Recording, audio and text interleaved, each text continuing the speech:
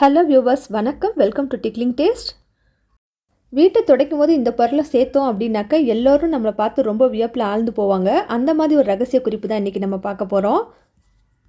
நம்ம வீடு துடைக்கும் போது சேர்க்கக்கூடிய சில முக்கியமான பொருட்கள் பற்றியும் இன்னும் சில கிச்சன் டிப்ஸும் பார்க்க போகிறோம். முத்தான 3 டிப்ஸ் டே 20 பார்ப்போம் வாங்க. ஃபஸ்ட்டு டிப், ஒரு பிளாஸ்டிக் டப்பா எடுத்துக்கோங்க.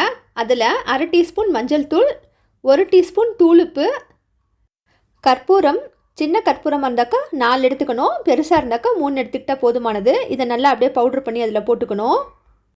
இப்போது இன்னும் ஒரு டப்பாவில் 1/2 டீஸ்பூன் அளவுக்கு பேஸ்ட் எடுத்துக்கணும்.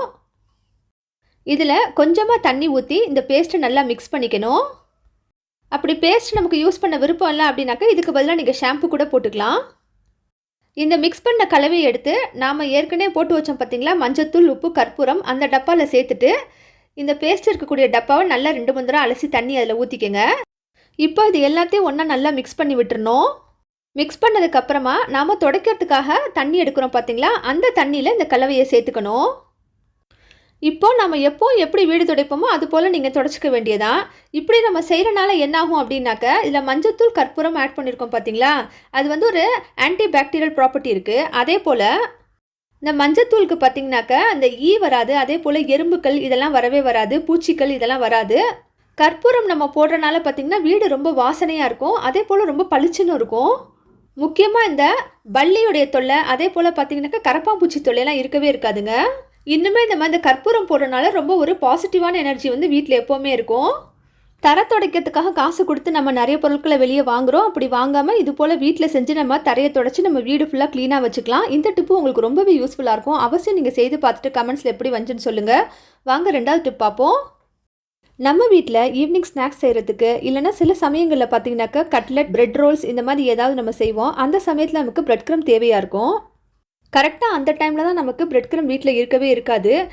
சப்போஸ் ப்ரெட்டு இருந்ததுனாக்கா அந்த ப்ரெட் எடுத்து நம்ம மிக்ஸி ஜாரில் போட்டு பொடி பண்ணி அதை பிரெட் க்ரம்ஸாக யூஸ் பண்ணிக்குவோம். ஆனால் நம்ம வீட்டில் ப்ரெட்டும் இல்லை, பிரெட் க்ரம்ஸும் இல்லை. ஆனால் கண்டிப்பாக எனக்கு இப்போ பிரெட் க்ரம்ஸ் வேணும் அப்படின்னாக்க டக்குன்னு எப்படி ஒரே நிமிஷத்தில் நாம் பிரெட் க்ரம்ஸ் ரெடி பண்ணுறதுன்னு பார்க்கலாம்.